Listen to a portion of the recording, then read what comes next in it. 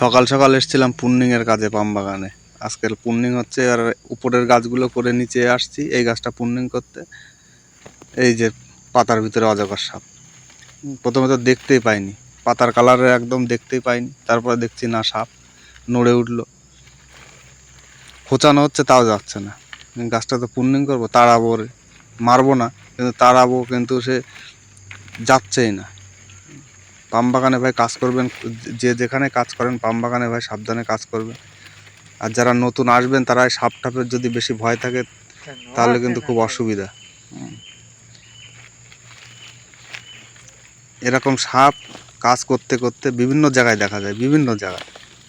এই দেখো হা করছে, কামড়া দিয়ে দেখেছেন, বিষ নেই অবশ্য, কিন্তু যেখানে কামড়াবে মাংস তুলে নেবে একবার।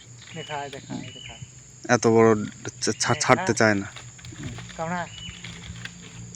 বেশি বড় না, 1-1.5 বছরের সাপ হবে হয়তো। বড় বড় সাপও দেখা যায়। এই দিক দিয়ে খোঁচানো হচ্ছে, ওই দিক দিয়ে যাচ্ছে। গাছটা তো পূর্ণিং করতে হবে আমার, লাইনের গাছ, সেই জন্য তাড়ানো হচ্ছে, কিন্তু যায় না। এই গাছে উঠে যাচ্ছে, এই যে এই দেখেন গাছে উঠছে, কি অবস্থা,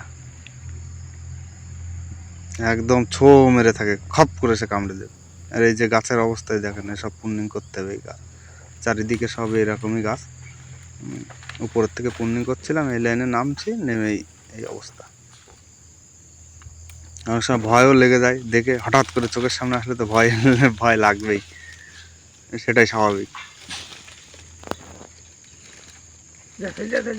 এতভাবে খোঁচানো হচ্ছে তাও যাবে না এখন দিয়ে। আর পাতার মতো কালার তো, নিচে যে শুকনো পাতাগুলো থাকে তার মধ্যে দেখেন কিভাবে হা করছে, দেখেন সেই পাতার মতনই কালার, বোঝাও যায় না। আর এক ধরনের আছে কালোগুলো, সেইগুলো তাও একটু বোঝা যায়, কিন্তু এইগুলো বোঝাই যায় না। প্রথমে তো দেখে মনে হয় চন্দ্রবোড়া, তারপরে দেখি না। এই যে আমার সাথে কাজ করে জামাতালি তাড়াচ্ছে। তো ভাই পাম বাগানে আসলে সাবধানে কাজ করবেন, যে যেখানে কাজ করেন সাবধানে কাজ করবেন। ভিডিও ভালো লাগলে লাইক কমেন্ট শেয়ার করবেন। চ্যানেল যদি সাবস্ক্রাইব না করেন তো প্লিজ চ্যানেলটা সাবস্ক্রাইব করবেন। তো রাখছি ভাই।